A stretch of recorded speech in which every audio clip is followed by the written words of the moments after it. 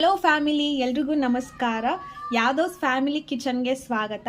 ಇವತ್ತು beans carrot ಪಲ್ಯ ಹೇಗೆ ಮಾಡೋದು ಅಂತ ನೋಡೋಣ. ಸಿಂಪಲ್ ಆಗಿರುತ್ತೆ, ಟೇಸ್ಟಿಯಾಗಿರುತ್ತೆ. ಕಾಮನ್ ಆಗಿ ನೀವು ಯಾವುದೇ ಫಂಕ್ಷನ್ ನೋಡಿದ್ರೂ ಸೈಡ್ ಡಿಶ್ ಆಗಿ ಈ ಪಲ್ಯ ಅಂತೂ ಇದ್ದೇ ಇರುತ್ತೆ. ಬನ್ನಿ ಇದಕ್ಕೆ ಇಂಗ್ರೀಡಿಯೆಂಟ್ಸ್ ಏನಂತ ನೋಡೋಣ. ಮೊದಲನೇದಾಗಿ ಬೀನಿಸ್, ಕ್ಯಾರೆಟ್, 2 ಈರುಳ್ಳಿ, ಹಸಿಮೆಣಸಿನ್ಕಾಯಿ, ಸ್ವಲ್ಪ ಉದ್ದಿನಬೇಳೆ, ಕೊತ್ತಂಬರಿ ಸೊಪ್ಪನ್ನ ಚಿಕ್ಕದಾಗಿ ಕಟ್ ಮಾಡ್ಕೊಂಡಿದ್ದೀವಿ, ಕರ್ಬೇವಿನ ಸೊಪ್ಪು ಮತ್ತು ಸಾಸಿವೆ. ಇದು ಬೇಕಾಗಿರುವಂಥ ಪದಾರ್ಥಗಳು.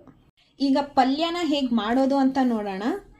ಮೊದಲನೇದಾಗಿ ಬೀನಿಸ್ ಮತ್ತು ಕ್ಯಾರೆಟ್ನ ಚೆನ್ನಾಗಿ ತೊಳೆದುಕೊಂಡು ಅದನ್ನು ಚಿಕ್ಕದಾಗಿ ಕಟ್ ಮಾಡಿ ಒಂದು ಕುಕ್ಕರ್ಗೆ ಹಾಕ್ಕೊಂಡಿದ್ದೀವಿ.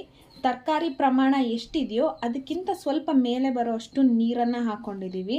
ರುಚಿಗೆ ತಕ್ಕಷ್ಟು ಉಪ್ಪನ್ನು ಹಾಕ್ಕೊಂಡಿದ್ದೀವಿ. ಈಗ ಇದನ್ನು 2 ವಿಜಿಲ್ ಆಗೋಷ್ಟು ಕೂಗಿಸ್ಕೊಬೇಕು. ತರಕಾರಿ ಬೇಯಿಸ್ಕೊಂಡು ಆದಮೇಲೆ ನಾವಿಲ್ಲಿ ಒಂದು ಬಾಣಲಿಗೆ ಎಣ್ಣೆ ಹಾಕ್ತಾಯಿದ್ದೀವಿ. 2 ಟೇಬಲ್ ಸ್ಪೂನಷ್ಟು ಎಣ್ಣೆ ಹಾಕ್ತಾಯಿದ್ದೀವಿ. ಎಣ್ಣೆ ಸ್ವಲ್ಪ ಜಾಸ್ತಿ ಆದರೂ ಪರವಾಗಿಲ್ಲ ಪಲ್ಯಕ್ಕೆ, ಆದರೆ ಕಮ್ಮಿ ಆಗೋದು ಬೇಡ. ತೀರಾ ಕಮ್ಮಿ ಆಗೋದ್ರೆ ಪಲ್ಯ ಸ್ವಲ್ಪ ಒಣಗ್ದಂಗೆ ಆಗೋಗುತ್ತೆ, ಡ್ರೈ ಆಗೋಗುತ್ತೆ, ತಿನ್ನೋಕ್ಕೆ ಚೆನ್ನಾಗಿರೋದಿಲ್ಲ, ಟೇಸ್ಟಿಯಾಗಿರೋದಿಲ್ಲ. ಸೊ ನಾವಿಲ್ಲಿ 2 ಟೇಬಲ್ ಸ್ಪೂನಷ್ಟು ಎಣ್ಣೆನ ಹಾಕ್ಕೊಂಡಿದ್ದೀವಿ.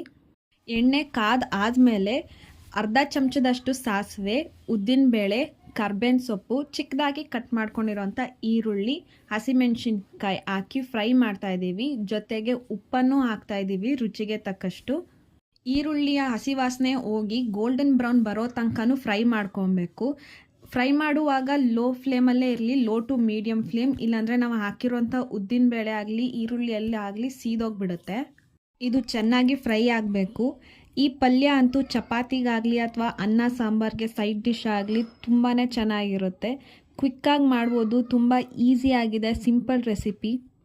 ಮನೆಯಲ್ಲಿ ಚಿಕ್ಕ ಮಕ್ಕಳಿಂದ ಹಿಡಿದು ದೊಡ್ಡವ್ರ ತನಕನೂ ತುಂಬ ಇಷ್ಟಪಡ್ತಾರೆ. ಒಂದ್ಸಲಿ ಟ್ರೈ ಮಾಡಿ ನೋಡಿ. ಈರುಳ್ಳಿ ನಾವು ಹಾಕಿರುವಂಥ ಎಲ್ಲ ಪದಾರ್ಥ ಚೆನ್ನಾಗಿ ಫ್ರೈ ಆದಮೇಲೆ ನಾವು ಬೇಯಿಸಿಟ್ಕೊಂಡಿರುವಂಥ ಬೀನಿಸ್ ಮತ್ತು ಕ್ಯಾರೆಟ್ನ ಇದಕ್ಕೆ ಆ್ಯಡ್ ಮಾಡ್ಕೊತಾ ಇದ್ದೀವಿ. ಇದು ಕೂಡ ಚೆನ್ನಾಗಿ ಫ್ರೈ ಆಗಬೇಕು. ನಾವು ಹಾಕಿರುವಂಥ ಒಗ್ಗರಣೆಗೆ ಚೆನ್ನಾಗಿ ಫ್ರೈ ಆಗಬೇಕು.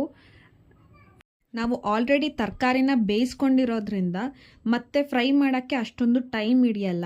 ಏನು ಅಂತಂದರೆ ನಾವು ಹಾಕಿರುವಂಥ ಒಗ್ಗರಣೆ ಪದಾರ್ಥಗಳ ಜೊತೆ ತರಕಾರಿ ಸ್ವಲ್ಪ ಹೊಂದ್ಕೊಳ್ಳಿ ಅನ್ನೋ ಕಾರಣಕ್ಕೆ ಒಂದು 2 ರಿಂದ 3 ನಿಮಿಷದಷ್ಟು ಫ್ರೈ ಮಾಡ್ಕೊತೀವಿ. ಎಲ್ಲ ಆದಮೇಲೆ ಕೊತ್ತಂಬರಿ ಸೊಪ್ಪನ್ನ ಆ್ಯಡ್ ಮಾಡ್ಕೊತಾ ಇದ್ದೀವಿ. ಇದೇ ಟೈಮಲ್ಲಿ ನೀವು ಕಾಯಿ ತುರಿ ಕೂಡ ಆ್ಯಡ್ ಮಾಡ್ಕೊಬೋದು, ನಿಮ್ಗೆ ಇಷ್ಟ ಇದ್ದರೆ. ಇಷ್ಟ ಇಲ್ಲ ಅಂತಂದರೆ ಅದನ್ನು ಸ್ಕಿಪ್ ಮಾಡಿ, ಇದು ಕಂಪ್ಲೀಟ್ ಆಪ್ಷನಲ್. ಕೆಲವೊಬ್ಬರು ಕಾಯಿ ತುರಿ ತಿನ್ನೋದಿಲ್ಲ, ಅದಕ್ಕೆ. ಸೊ ಎಲ್ಲರೂ ಟ್ರೈ ಮಾಡಿ. Simple and tasty recipe. Try ಮಾಡಿ ಹೇಳಿ ಹೇಗಿತ್ತು ಅಂತ. Thank you.